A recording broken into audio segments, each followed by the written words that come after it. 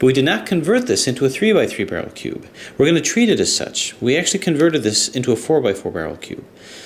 The difference between the reduction of an even layered barrel or any puzzle to a 3-layer barrel puzzle is the fact that we didn't have the same parity when starting off with. It's an even numbered parity, which means collapsing it down to what would appear to be an odd numbered puzzle. We might have collapsed it down in a way that it never would have been scrambled at to begin with. And if it was in a way that would have never been scrambled, if we started off as an odd number, then you can't solve it as an odd number. That is in essence what parity means when you're doing a reduction strategy by taking an even layered and reducing it to an odd layered. You may have it look like the odd layered, but because you didn't start off as an odd layer, you didn't scramble it as an odd layer, which means you might have it in a position that never would have been scrambled had you scrambled it from an odd layer to begin with. If that made very little sense, don't worry about it. I am going to be going through the concepts of what parity actually means at some point in the future. To those who understand it, congratulations. Anyway, let's go ahead with the solve. Let's just go ahead and do our 3x3 type solve. I'm going to pick a side, I'm going to pick the top side, and that's where I'm going to start things out at. That's where I'm going to start the party. So I'm going to start moving in my centers here. This belongs here. Here's my red and green. We're good over here. Now let's find our green and green. Green on green, which is here.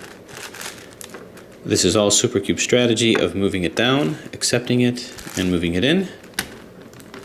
Very nice. Green and purple, light green and purple. This is already cued here. Light green and purple is here. Turn this down. And actually this flat end has to be up, so I'm really going to turn this down like so. Move this up this way to greet it. Whoops, wrong side. Turn this here, here, and move it up. Okay, so we're good. Purple and red. Purple and red. Let's move this down.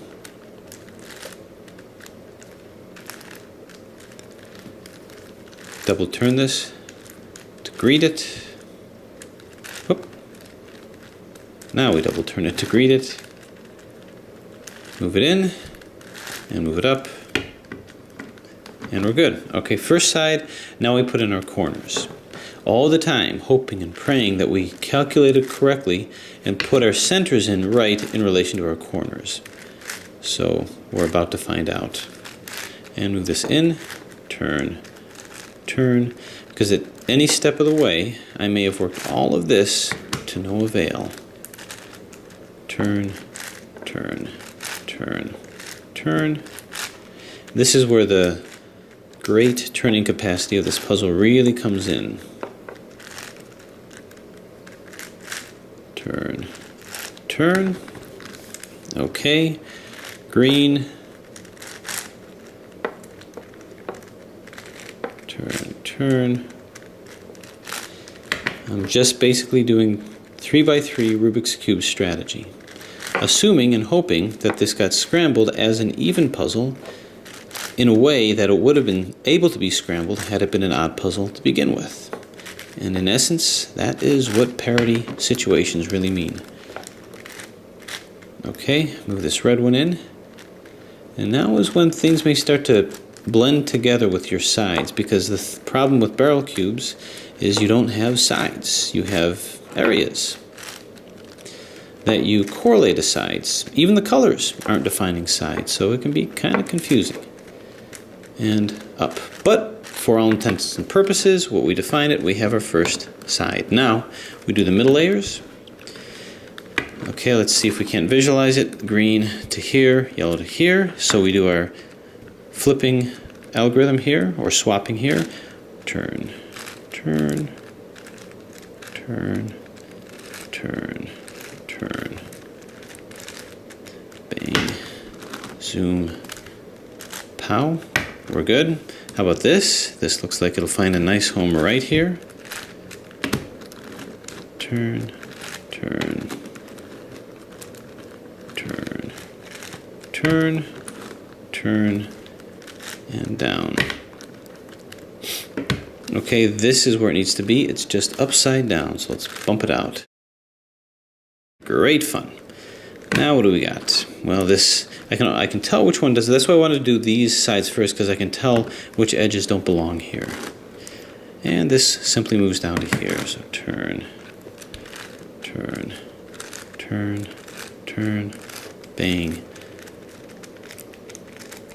Zoom, pow, and splat. Okay, now the moment of truth. What you see here are 2 flipped correct and 2 flipped incorrect, which means we don't have the even number parity where you have 3 up and 1 down. If I did, what I would have to do is the Red Bull algorithm splitting down here in order to flip it. But I've got the line over here, so I simply flip these 2 here to get it all flipped up. So we'll do F, R, U, RI, UI, FI. Okay, they're all flipped up. So let's go ahead and arrange our centers. This is how I approach supercubes. Arrange our centers to where they're supposed to be. Now remember, I'm going to sort of screen the edges out, even though some edges appear to be in. So here, all of our centers are where they need to be. Now our edges, let's not lose sight of what our edges are. This is the moment of truth too, and this is where it becomes apparent that we did it right. This corner is correct, this is correct, this is correct, this is correct. It would be quite a miserable thing if I found at this point 2 are in and 2 are out. That means I got to do 2 centers all over again. But you know, we planned on that, and it wasn't just by luck. I actually planned through the whole thing. So how am I going to do this? Well, in this case, I've got 2 edges that are in and 2 edges that are out. So it is going to get a little tricky, but let's see if we can't get our way through this. My strategy for this, in this situation, is I need to put all of the pieces, all the edges within 180 degrees of where they need to be. We were kind of visiting this with when we were putting these middle edges in. But the reason that I'm going to do that is I need to do a parity swap between the 2.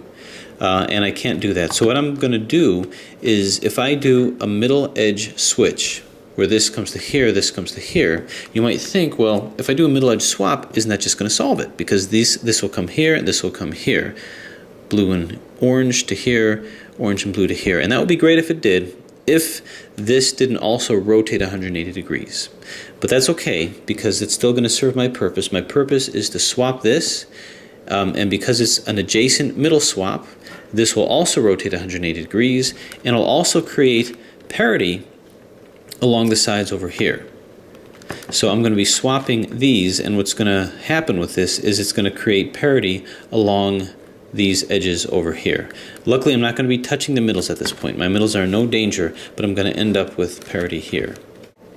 So I'm just going to kind of walk through that, but that algorithm is 2R U, 2R U,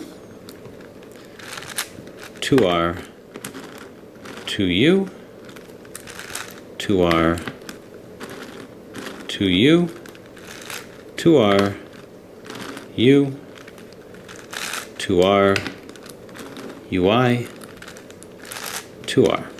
Okay, so as promised, these 2 did indeed swap. This also rotated 180 degrees, and I've got parity between this guy here and this guy here. The other way you can look at it is that this entire side, including the edges, just rotate 180 degrees. But here's what I'm going to do. I'm now going to do an opposite edge swap and consider what's going to happen. This will come here and this will come here. These 2 will swap. This will stay the same, but this will rotate, which means that these guys are going to be in conjunction with each other, and I'll take this parity out. So 2R, this is an opposite edge swap, 2U, 2R, 2U, 2R, 2U. So we can make predictions in terms of everything that's going to happen. All this got put back in.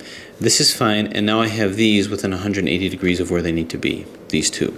So how am I going to get out of this? How am I going to walk out of this? And you can apply what I'm about to do with any odd number parity situation, with any even number supercube parity situation. Now, the algorithm, the strategy for this, is going to be really the same kind of algorithm that we've seen with previous edge swapping that we'll have. We'll start off with the simplest of examples, which is just a normal 4x4, the archetypic original even-numbered parity situation problem.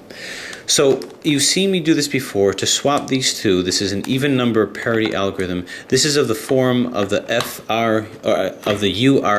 UIRI, FI. If you can remember that, it'll guide you through the rest of this. But you've seen this with the Rubik's 180 tutorials, with pretty much anything that involves parity that has to be swapped. And to do that, you hold it over here with these on each side.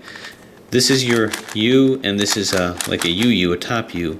And you go 2U, 2R, 2F, 2U, then the top 2U, then finish it off with a 2F, 2R, 2U, and that does that. Now, we can't do that with the supercube because what this algorithm doesn't show you, when all these colors are the same, this didn't just flip these two. It actually not only flipped these two, this was brought to here, and this was brought to here, this was brought to here, and this was brought to here. Well, they're equivalent, so it doesn't really matter. But also what happened is that this center switched, and this center switched. This rotated 180 degrees, and this rotated 180 degrees. On a standard non-supercube, it doesn't matter, because these can flop and rotate any way, it doesn't matter at all. If I try this on this guy, it is going to matter, and I can't call it solved. So this is a supercube. If I did that algorithm, these two would indeed swap, which is fine, but this is going to end up rotated, and this is going to end up rotated. 2U, 2R, 2F, 2U, 2U, 2F, 2R, 2U. Great. These were placed back. Now this white stripe is down, and this white stripe is down. So we have to be a little cautious in terms of how we do this. So the bad news is this is among the worst and the hardest of algorithms for me to kind of keep in mind. The good news is, as long as you remember that this is still based on the URF algorithm, it'll see you through. And what that is I'm going to start off with the same URF, and I even have some funky things to do with the top and the middle, like I did with the 2U and 2U. But instead of 2U, 2R, 2F, it's just URF. But here's how it works. Because this runs counter to what I really want to do, I'm going to start off with a counterclockwise motion. And the first U is going to actually be a middle U. So the first one is going to be a UI with a middle U over here. So because we're splitting here just like we did before. So and we alternate UIs with we alternate counterclockwise with clockwise. So it's going to be UI, and then R, and then FI.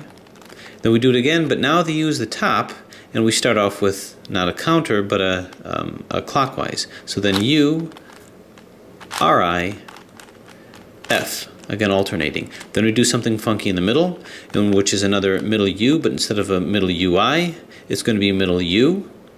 So a middle U, and then we do a middle D, and then we finish off with our FRU. But we start off counter, so it's FI, R, and then UI, and then alternate it back, F, RI, and then put our D's back. And what that does is that horrible, terrible, no good, very bad algorithm gets us back, it gets us through. That's what we're going to have to do with this. Now, I don't have this algorithm memorized, just to prove a point that I don't need to. And what we're going to do is we're going to go ahead and do exactly the same thing. But in this case, this is going to be our U. This is going to be your top U. It's going to be like a 4-layer. First layer, second layer, third layer, and of course the fourth layer. And I'm going to do it exactly the same way as this, and that should see me through. So let's go ahead and do it. Our middle U is going to be here first, and that's going to be a UI. So UI, R, and then Fi. Now just this U, U, Ri, F. And then we do a middle U, just a middle U, and then we do a middle D, just like this, D, then finish it off with a Fi, so it's going to be Fi, then R, and then a UI, and then F,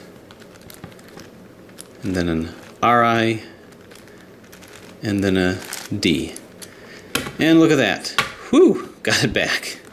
Can't believe it. Even though I know, theoretically speaking, it should work, I'm still amazed that these things work. So it saw us through, and that's how you get through any type of supercube from here on up. It's the same kind of puzzle.